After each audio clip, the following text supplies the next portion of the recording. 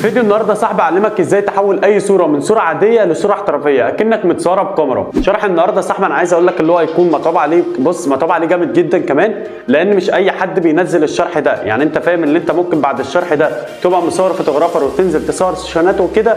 بعد الشرح ده انا اعلمك في شرح النهارده صاحبي ازاي تعمل ريتاش للبشره بتاعتك، وازاي تعمل بورتريه، وازاي تعمل فلتر يعني بنفسك كده للصوره. يعني هخليك تحول الصوره بتاعتك من صوره عاديه بالشكل ده كده لصوره احترافيه وبطريقه سهله جدا. بس قبل اي حاجه انا بشكر اخواتي على تعليقاتهم الجميله دي على الفيديو اللي فات، وانت اللي عايز تعليقك يظهر الفيديو اللي جاي انزل دلوقتي اعمل لي لايك واعمل تعليق. ولو انت جديد طبعا هتنزل تشترك في القناه وتفعل الجرس تعمل الكل، عشان باذن الله الفتره اللي جايه في جمدان هينزل على القناه. وعشان ما نطولش في المقدمه يا صاحبي يلا بينا نشوف الشرح البسيط ده. قبل اي حاجه كده يا صاحبي انا عايزك تصلي على النبي صلى الله عليه وسلم. شرح النهارده جامد جدا، انا عايزك ما تقدمش الفيديو لان انت هتستفاد كتير زي ما سمحت في المقدمه كده. وطبعا كل البرامج اللي انا استخدمها هتلاقيها في الوصف بتاع الفيديو ومتثبته في اول تعليق، عشان ساعات اللينكات ما بتفتحش في الوصف وكده. طبعا يا صاحبي اول برنامج هندخل عليه هنظبط البشره بتاعه الصوره بتاعتي. هختار الصوره اللي انا اشتغل عليها وارجع لكم تاني. طبعا يا صاحبي بعد ما تفتح الصوره بتاعتك البرنامج هيفتح معاك بالواجهه دي كده. اول حاجه هنعملها اخواتي هنعمل ازاله للحبوب. ازاي؟ هندخل على العلامه اللي انا معلم لك عليها دي كده صاحبي، وبعدين هتضغط على كلمه اوتو اللي هو هيعمل لك تلقائي ازاله للحبوب. برنامج جامد جدا جدا. لو قربنا الصوره كده رجاله وشوفنا الصوره قبل اهوت، بص يا رجاله تضغط على كلمه اوتو كده بيحدد لك الوجه تمام كده، وتقدر تزود من هنا لو انت عايز تزود. لو شفنا الصوره قبل كده اهو تمام، بص في فرق بسيط لسه، الفرق ال 100% هتشوفه لسه بعد الاداه دي.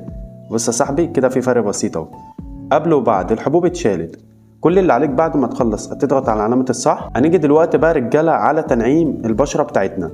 كل اللي عليك يا صاحبي هتضغط على العلامه دي كده، كل حاجه بعلم لك عليها، وبعدين هتختار تاني واحده. هتقرب من الوجه كده يا صاحبي اهوت وتبدا تعلم في الحته اللي انت عايز تنعم فيها بالشكل ده كده. بص لو تلاحظ معايا في تنعيم بيحصل اهو اهو اهو تمام زي ما انت شايف كده بالظبط. ولو فضلت ضغطه مطوله على الاداه دي كده هتلاقيه بيحدد لك الاماكن اللي انت حددت فيها، فاهمني؟ انت ممكن تفضل ضاغط عليها وتبدا تحدد كده اهو. يعني انا ضاغط بصبع وبحدد بصبع تاني تمام اهو. بص يا رجاله كده بالظبط تمام، لان البرنامج ده بجد جامد جدا جدا. لو جينا نشوف الصوره قبل، بص يا جدعان كمان قبل وبعد. طبعا بقى انت بتظبط براحتك وكده، بس انا عشان مش عايز اطول الشرح وكده. لو جينا بقى يا صاحبي نشوف الفرق مع بعض، الصوره قبل اهيت وبعد اهي، مفيش احسن من كده.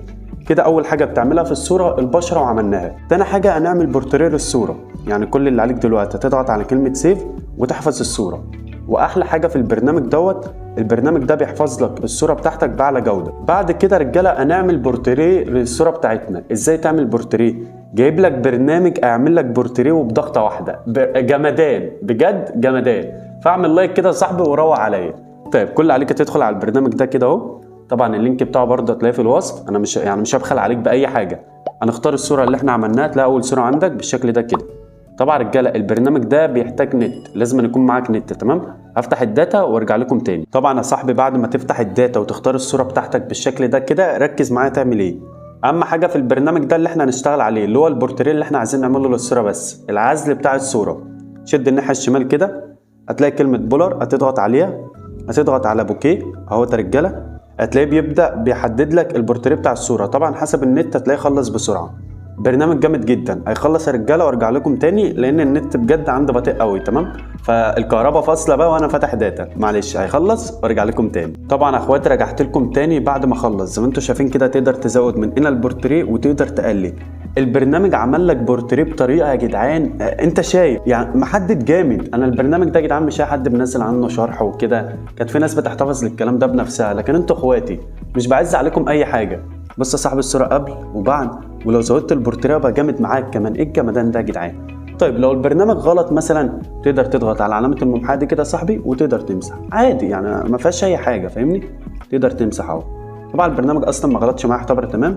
تضغط على كلمه ابلاي، وبعدين عايز تزود البورتريه بتزود عادي جدا، عايز تقلل براحتك، وبعدين هتضغط على كلمه ابلاي تاني، وبعدين تضغط على كلمه سيف اللي انت تحفظ الصوره. اخر خطوه معانا بقى يا رجاله، نضيف الصوره بتاعتنا لبرنامج اللايت روم الجمدان اللي هو اهم حاجه عندنا. طبعا كده اخواتي انا فتحت الصوره على برنامج اللايت روم. طبعا برنامج اللي بيعمل لنا بورتريه رجاله في مشكله بسيطه طبعا، يعني بص الحلو ما بيكملش بجد، في مشكله اللي هو سايب لنا اللوجو بتاع البرنامج، وان شاء الله ممكن انزل لكم النسخه اللي هي نقدروا نستخدموها من غير لوجو وكده. طبعا هو مش هيزودنا، انا ممكن اقص الصوره عادي جدا، يعني انت عادي فاهمني، عادي الموضوع عادي. طيب دلوقتي احنا جينا بقى نظبط الالوان بتاعه الصوره. مش هقول لك باخد فلتر من عندي واظبط والكلام ده كله، لا يعني بص في ال5 دقايق دول اعلمك ازاي تعمل فلتر على الصوره بنفسك. اقول لك يعني اهم حاجه في اللايت روم. اول حاجه يا صاحبي انت بتيجي على الاضاءه، بتظبط الاضاءه بتاعه الصوره بتاعتك. ازاي؟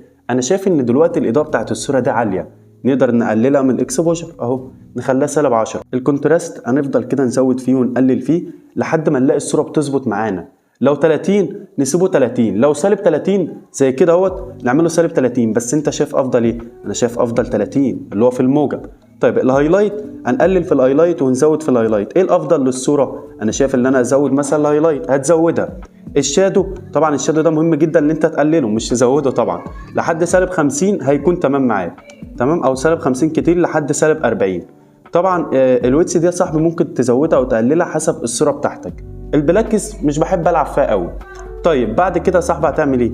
هتضغط على كلمه درجه الالوان وتقدر تعدل هنا في الالوان اهوت. بص لو قللت كده هتلاقي الوان الصوره كلها بتختلف معاك.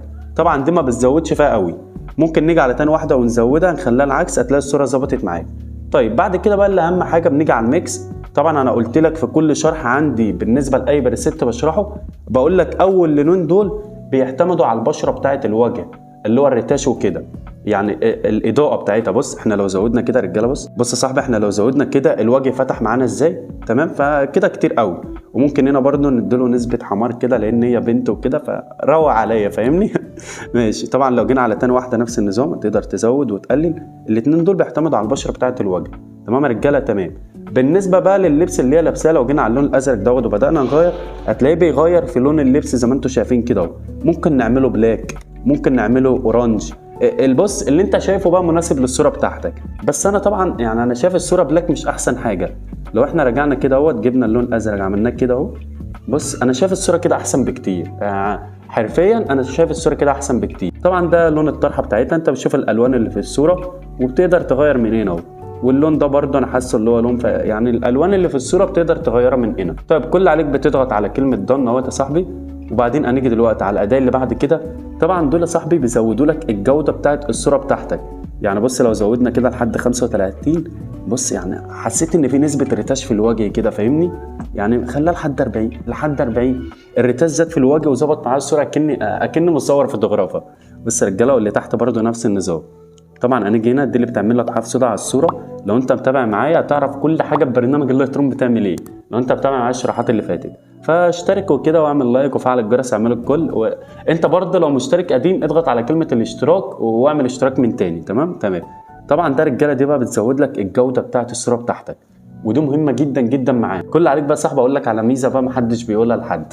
كل اللي عليك بتيجي على الاداه دي كده وبعدين بتضغط على علامه الزائد وبتضغط على الدايره دي وبتحدد هنا كده صاحب الوجه اهو. طبعا انت بتشوف ريتاش في الوجه بيكون كده ايه، في نسبه ايه اللي هو في نسبه خشونه وكده. طب دي بيعملوها ازاي؟ بتحدد على الوجه كده وبتيجي عدته لصاحبي بتزود هنا اهو لحد 40. تمام. لو كده شفنا الصوره قبل وبعد هنضغط على علامه الصح. بص يا صاحبي الوجه معانا بقى عامل ازاي، شايف؟ طبعا الصوره مبكسله بقى بسبب اللي هو ايه الفيديو كده مش اكتر، بس انا شايفها جامده قوي. بص يا رجاله قبل وبعد ادي الريتاش بتاع الوجه يا زميلي.